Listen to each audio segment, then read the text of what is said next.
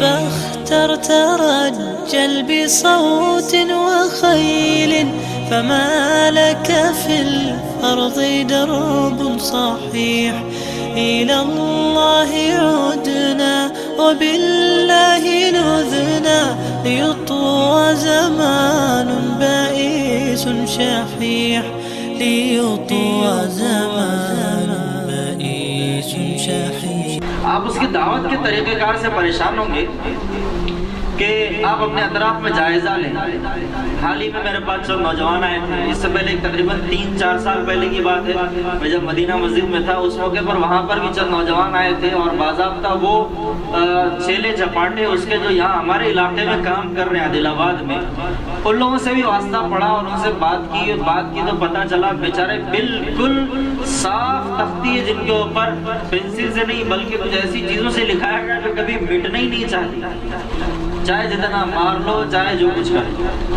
اور ان کا دعویٰ یہ ہے کہ ہم تو اپنی اس دعوت کے لیے اپنی جان حاضر کر دیں گے. جیسے عیسائیوں کا عقیدہ ہے کہ عیسیٰ علیہ السلام نے بلی دی تھی، ہم تو اس سے زیادہ بلی کے لیے تیار ہیں.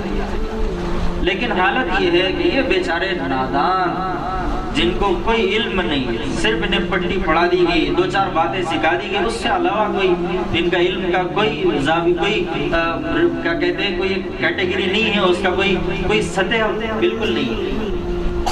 تو اب ان کا طریقہ کار دعوت کا جان لیتے ہیں کہ ان کا کام کیا ہوگا کہ یہ چند نوجوان ہوتے ہیں علاقے میں، الگ الگ علاقوں میں چند نوجوان ہوتے ہیں، ان کا ظاہری حلیہ مکمل سنت کا ہوتا ہے، مکمل سنت کا ہوگا. کیا مکمل ماشاءاللہ سر پہ ٹوپی لگی ہوئی ہے، بڑی بہترین داڑھی ہے اور سنت والا لباس ہے، علماء کا صوفیانہ لباس، اور پائچے ٹکنوں سے اوپر، اور اوپر یہاں جیسے آپ پین لگا ہوا ہے، مسواک کھڑی ہوگی ماشاءاللہ، اور اب بات کرنے کا انداز فدا ہی فدا ماشاءاللہ. ارے آپ آگے ماشاءاللہ، وہ کام کر رہے ہیں انشاءاللہ کریں گے، ارے اتنی خوشی ہو گئی الحمدللہ، ارے آپ ایسے ہیں الحمدللہ، اور وہ کام ہو گیا سبحان اللہ، بات پہ ماشاءاللہ انشاءاللہ سبحان اللہ الحمدللہ اللہ اکبر. بس آپ دیوانے ہو جائیں کہ بھائی یہی عیسیٰ علیہ السلام ہے، اتنے دیوانے ہو جائیں کہ یہی عیسیٰ علیہ السلام ہے. اتنے بڑے دیندار، سنتوں کے پابند، نماز ماشاءاللہ، روزے، تہجدوں کے پابند. اب پتہ نہیں وہ اندر کی کیا کیفیت ہے، لیکن باہر تو ایسے دکھائی دے. اب بات کرنے کا انداز یہ ہوا، کام کا طریقہ کیا، مسجد میں آئیں گے، نماز پڑھیں گے، چاروں طرف جائزہ لیا جائے گا. ہاں کھل کر بالکل ہرگز نہیں آئیں گے، بڑی ٹریننگ ہوتی ہے ان لوگوں کی باضابطہ. سب سے پہلے ہوگا یہ کہ وہ جائزہ لیں گے پوری مسجد کا وہ مسلمان جو بیچارہ نیا نوجوان جڑا ہے، وہ بھی نوجوان تو اسکولوں میں پڑھے ہوئے یا پھر کلاس میٹ تھے پرانے زمانے میں، ان لوگوں سے ربط کیا جائے گا. اور یہ کوئی نئی بات نہیں بتا رہا ہوں، یہ مکمل پوری ہندوستان کی اس کی پوری دعوت کا طریقہ کار یہی ہے. اکثر اب تک تو جو میرے سامنے حالات آئے وہ یہی کہ ایسا نوجوان جو کم علم ہوگا لیکن ذرا جذبے والا دکھائی دیتا ہے بیچارہ، پہلی صف میں بار بار آ رہا ہے، امام مول صاحب سے مل رہا ہے تھوڑا، پھر کبھی خاموشی سے نماز پڑھ کے خاموشی کے ساتھ نکل جاتا ہے. یہ کہتے ہیں یہ ہمارا بہترین شاگرد بن سکتا ہے، یہ ہماری دعوت میں شریک ہو سکتا ہے. تو پہلے اس سے سلام کلام ہوگا، دور دور سے سلام دیے ٹھوکے جائیں گے، پھر اس کے بعد اس سے معانقہ مصافحہ، پھر اس کے بعد اس کو کسی مجلس میں بلا کر کوئی چھوٹی موٹی دعوت پارٹی، پھر اس کے بعد اب اس سے ذرا دوستی بڑھاتے ہوئے اب اس کے ساتھ جو اصل دعوت شروع ہوتی ہے وہ علمی دعوت. کیا علمی دعوت ہوتی ہے؟ پہلے اس کے سامنے حالات سنائے جاتے ہیں، پہلے اسے سنتوں کی تھوڑی سی تعلیم دی جاتی ہے، یہ ایسا کرنا ہے وہ ویسا کرنا ہے، پھر اس کے بعد حالات حاضرہ بتائے جاتے ہیں. اب اس وقت ایسے حالات چل رہے ہیں، چاروں طرف ایسے مظالم ہیں، یہ ایسا ہو گئے ہیں، سعودیہ بک گیا ہے، وہ ایسا ہو گیا ہے، اب تو دین ختم ہو رہا ہے، اب تو یہاں پر ایسے حالات آ رہے ہیں، اب تو ویسا ہو رہا ہے، ایسا ہو رہا ہے، حالات حاضرہ بتائے جائیں گے. پھر دھیرے دھیرے دھیرے حالات کو بتاتے ہوئے علامات قیامت بتائیں گے. قیامت کی علامات اللہ کے رسول نے بتائی تھی کہ عورتیں بے حیا ہو جائیں گی، زنا عام ہو جائے گا، بدنظری عام ہو جائے گی، شراب عام ہو جائے گی، یہ ایسا ہوگا. دجال کے بارے میں پھر یہ ساری چیزیں بتاتے بتاتے بتاتے وہ اس موڑ پر آئیں گے کہ اس وقت کہیں گے کہ اس وقت تو عیسیٰ علیہ السلام کا انتظار ہے کہ اللہ کے نبی صلی اللہ علیہ وسلم نے جو فرمایا تھا کہ ایک دن عیسیٰ علیہ السلام آئیں گے، دنیا سے ساری برائیوں کا خاتمہ کریں گے، دنیا میں انصاف کو لاگو کریں گے. پھر اسی کے ساتھ ساتھ امام مہدی آئیں گے. یہ ساری باتیں بتاتے بتاتے جب وہ اس بات کو پرکھ لیں گے کہ یہ ہماری ساری باتوں کا شکار ہو چکا ہے اور یہ ہمارے شکنجے میں آ سکتا ہے، اب اس کے بعد اس کو اگلا اشرف بتایا جاتا ہے. لیکن اس کے اندر ابتدا سے لے کر آخری اسٹیج تک اس کو ایک کنڈیشن لگائی جاتی ہے جو ان کی سب سے پہلی شرط ہوتی ہے، جو اس شرط کو اس کے ذہن میں بٹھانے کے لیے درمیان میں ذہن سازی بھی ہوتی ہے. وہ یہ ہوتی ہے کہ ہم ان باتوں کو علماء سے ڈسکس نہیں کریں گے. ان باتوں کو علماء سے ڈسکس نہیں کریں گے. آگے تو انشاءاللہ میں بہت دلیلیں دوں گا، لیکن اس جماعت کے، اس انسان کے جھوٹے ہونے کی سب سے بڑی دلیل یہی ہے کہ وہ اس بات کو مانتا ہے کہ عیسیٰ علیہ السلام کا حق ہونا یا باطل ہونا وہ علماء کے علم میں نہیں آئے گا. چنانچہ وہ کہتا ہے کہ ہم علماء سے کبھی ڈسکس نہیں کریں گے، علماء سے کبھی بات نہیں کریں گے. کیوں بات نہیں کریں گے؟ اس کی بھی پٹی پڑھائی جاتی ہے.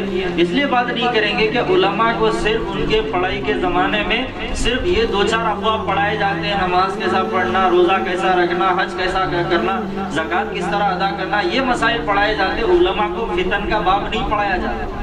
علماء کو عیسیٰ علیہ السلام کو نہیں پڑھایا جاتا، امام مہدی کو نہیں پڑھایا جاتا، جس کی وجہ سے وہ امام مہدی، امام حضرت عیسیٰ کو نہیں جانتے.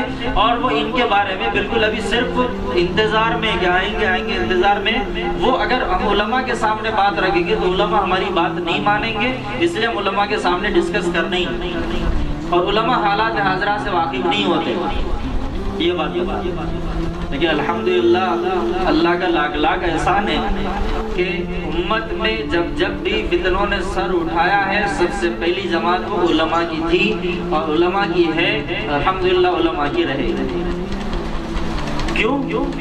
اس لیے کہ آپ یہ فیصلہ علماء نے بیٹھ کر نہیں کیا کوئی کانفرنس بلا کر، یہ فیصلہ تو اوپر سے ہو چکا.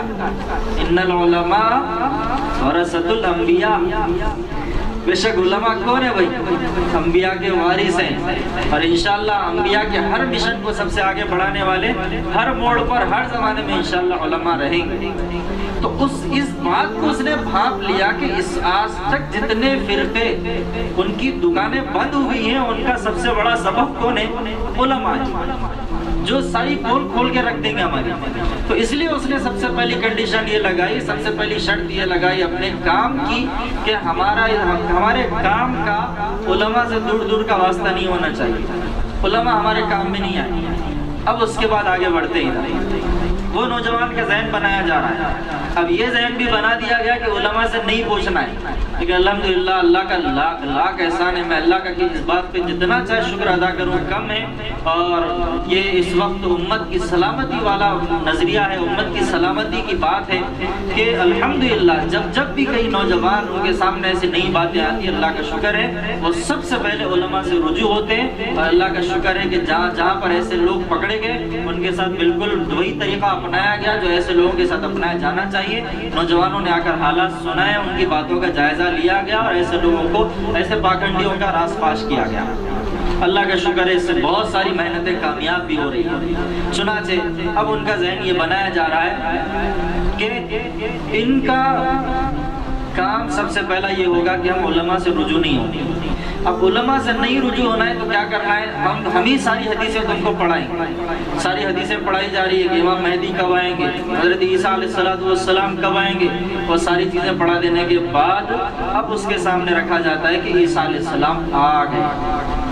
اب وہ کب آئے ہیں، کب آنا ہے، کون ہے، کہاں ہے، یہ کہاں رہتا ہے اور اس کو کیسے لے جاتے ہیں، انشاءاللہ اس کو میں اگلی مجلس میں ذکر کروں گا. اللہ سے دعا کرتا ہوں اللہ تبارک و تعالی ہم تمام کو اس ان فتنوں والے ماحول میں حق بحق مسلک پر قائم رہنے کی توفیق عطا فرمائے. اللہ ہمارے ایمان کی حفاظت فرمائے. السلام علیکم ورحمۃ اللہ وبرکاتہ.